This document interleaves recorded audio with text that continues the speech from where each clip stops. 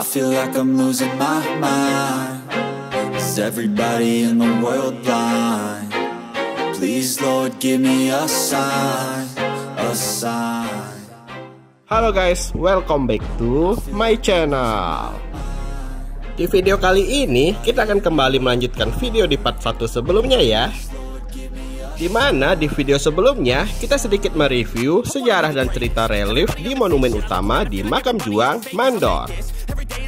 Bagi kamu yang belum menonton, link ada di kanan atas ya. Nah, di video part 2 ini kita akan mengunjungi ke 10 makam para korban pembantaiannya ya guys. FYI, di sini terdapat makam di mana makam-makam tersebut dibagi menjadi 10 bagian. Untuk mengunjungi makam tersebut, kamu harus melewati jalan yang namanya saja sudah mengerikan nih guys. Jalan tersebut diberi nama Jalan Kematian karena konon katanya dari jalan inilah penjajahan Jepang membawa masyarakat Kalbar untuk dilakukan pembantaian.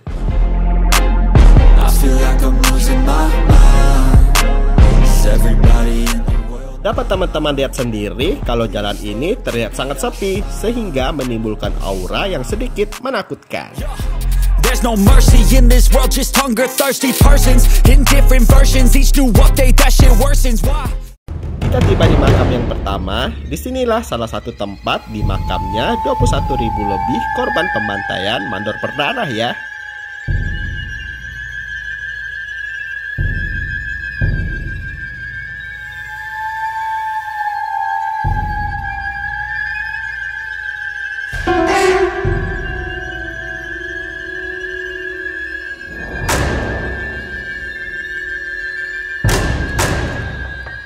Beberapa ratus meter dari makam pertama, kita kembali menemukan makam yang kedua nih.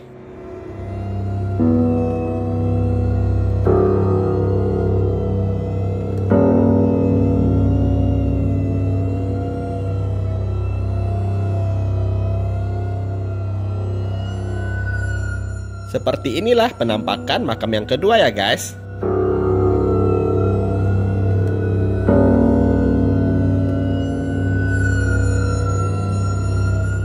Bisa kamu bayangkan sendiri tumpukan mayat korban yang dimakamkan di area ini.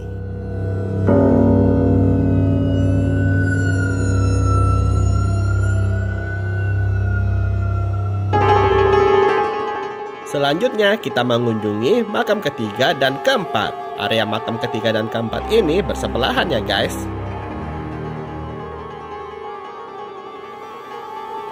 Yang hanya dipisahkan oleh jalan beraspal ini.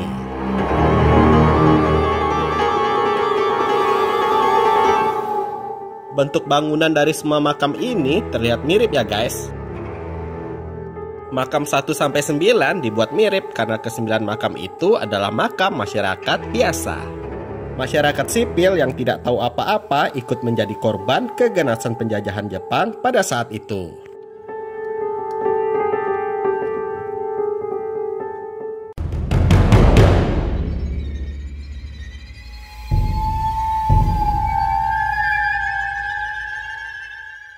Bergerak beberapa meter lagi, kita bisa melihat makam yang kelima.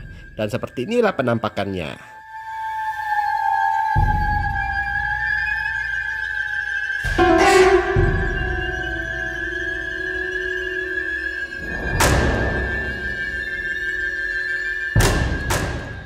Makam kelima adalah makam terpanjang dari semua makam yang ada di sini dengan panjang makam sekitar 50 meter.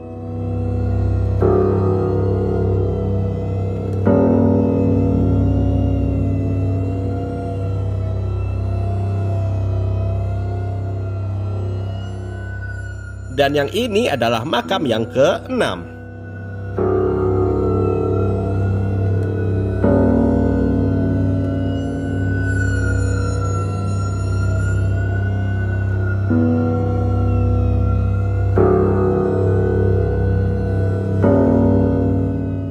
Selanjutnya adalah makam yang ke-7.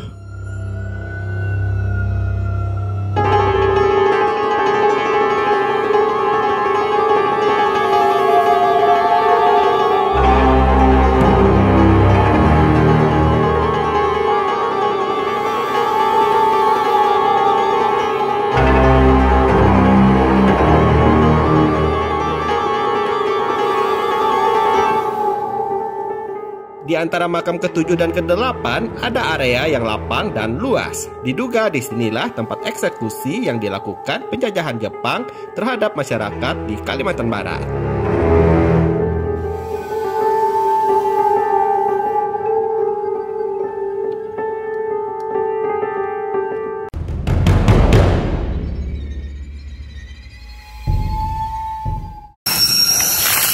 Sekarang kita tepat berada di sebuah batu besar.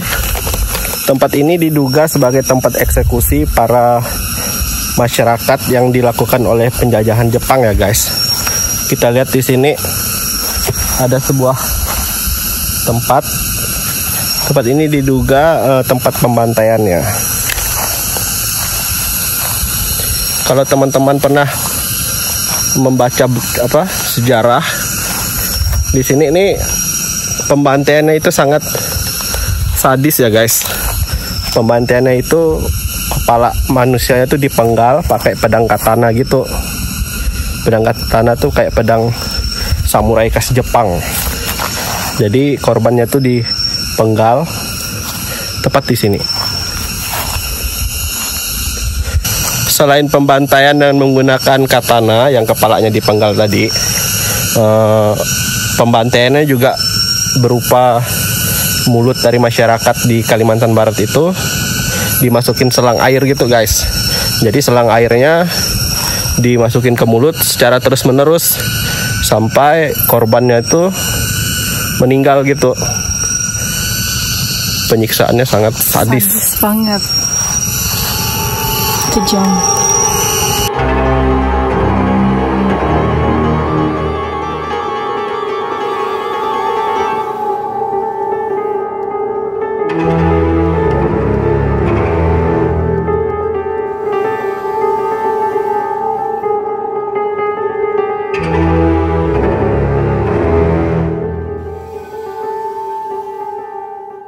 Kita geser lagi ke makam yang ke-8 dan dari kejauhan sudah tampak makam yang ke-9.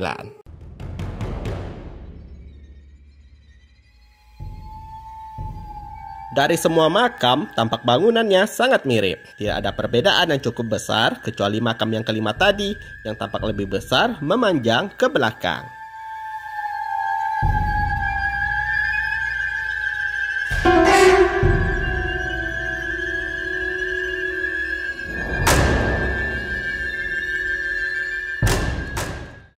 Sedangkan ini adalah makam ke-9. Makamnya 1 sampai 9 ini kurang lebih mirip seperti ini guys bentuk makamnya. Kita lihat. Ini makam ke-9.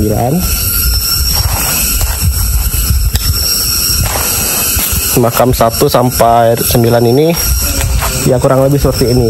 Bangunannya hampir sama.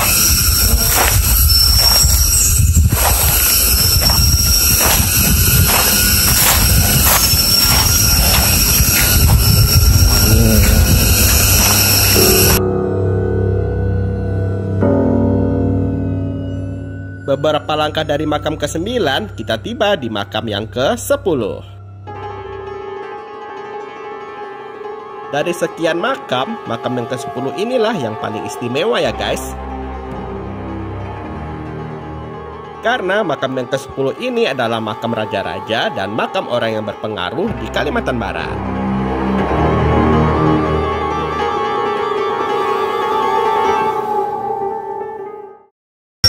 Di makam Juang Mandor ini ada 10 makam ya guys. Makam 1 dan sampai makam 9-nya itu adalah makam orang biasa atau masyarakat biasa yang ada di Kalimantan Barat.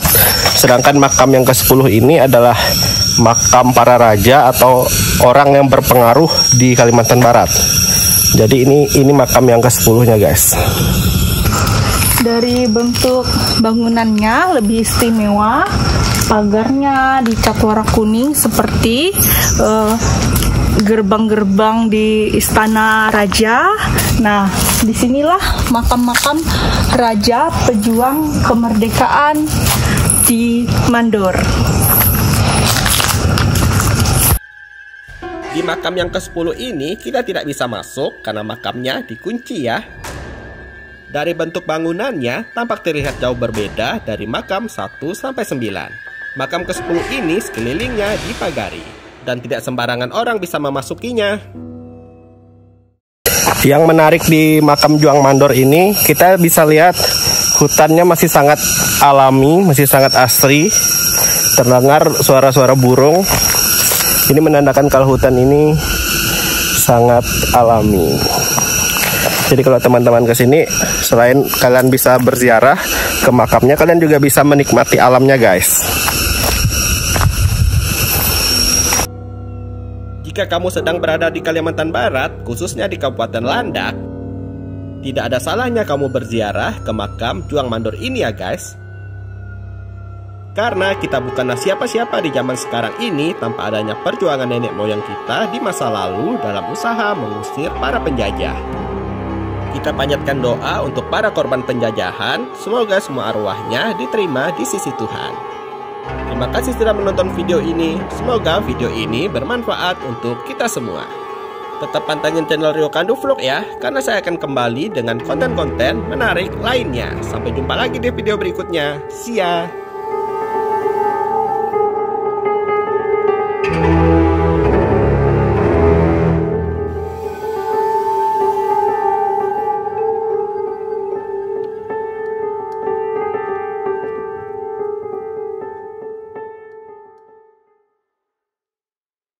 Selain pemanggalan kepala, juga penyiksaan lain juga berupa